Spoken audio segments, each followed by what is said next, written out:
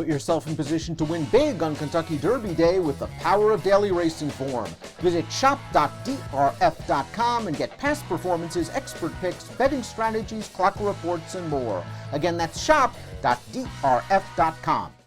Hi, everybody. Dan Illman, Mike Beer, taking a closer look at a horse that should take a lot of money on Kentucky Derby Day, and deservedly so. It's Tapit Trice, who's won his last 4 races, including 2 Kentucky Derby preps, the Tampa Bay Derby, and then this effort in the Bluegrass last time out. His first time going 1 1/8, and Mike, he needed to run a fast race on the Beyer scale in the Bluegrass, and he did.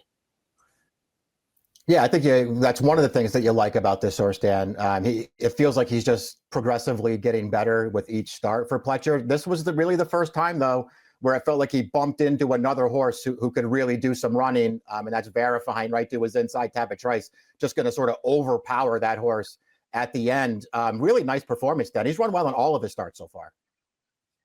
And I think the key to that race was his strong stamina. Tapit Trice was hard-ridden on the second turn, as he was in the Tampa Bay Derby. But once he unfurled that long stride, he was able to finally get the better of a good horse, as you mentioned, verifying in the final strides. I know you're not a big proponent of analyzing post positions for the Kentucky Derby too much, but do you think it's important for a horse like Tapit Trice, a horse that seems a lot more comfortable once he gets to the outside of horses and in the clear? Maybe an inside post wouldn't work well for him, especially since he doesn't break very well.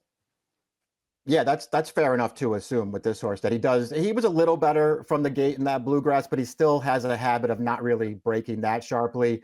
At the end of the day, though, I mean, no matter where he breaks from, he needs a clean trip in the Kentucky Derby, and they're not always that easy to come by in a 20-horse field. So we'll see what happens. I mean, I think your point is well taken, though. He seems like a horse who is really most comfortable when he's out in the clear.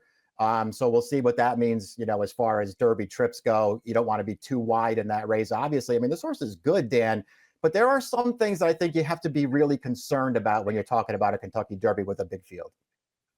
He does tick many boxes, however. He's regally bred. He's a son of super sire Tapit, the dam, a multiple stakes winning half-sister to Breeders' Cup Juvenile Fillies winner Jaywalk. It's the family of millionaire Mission Impassable. He does have the fast race. He does have Todd Pletcher in his corner.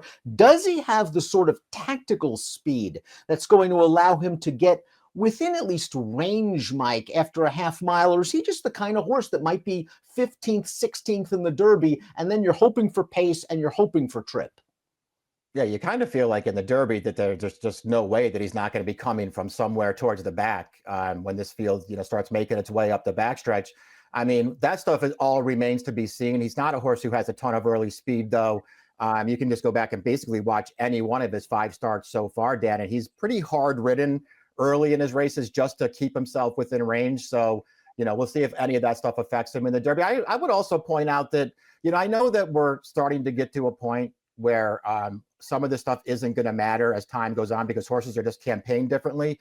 But Tapit Trice is one of the horses who really doesn't have any 2-year-old foundation to build on. And that could be a problem for this horse as he heads to the Derby, probably in a race where he'll have to improve again. Tapit Trice, Todd Pletcher, Luis Saez, 4 for 5 lifetime, coming into the Derby of 4 consecutive victories. You don't think 1 1/4 is going to be an issue considering this horse's stout stamina and the way he's finished off his races. He earned a fast 99 Beyer speed figure last time out in the Bluegrass. For him, it's all about getting out of the gate, getting into the clear, and working out a trip.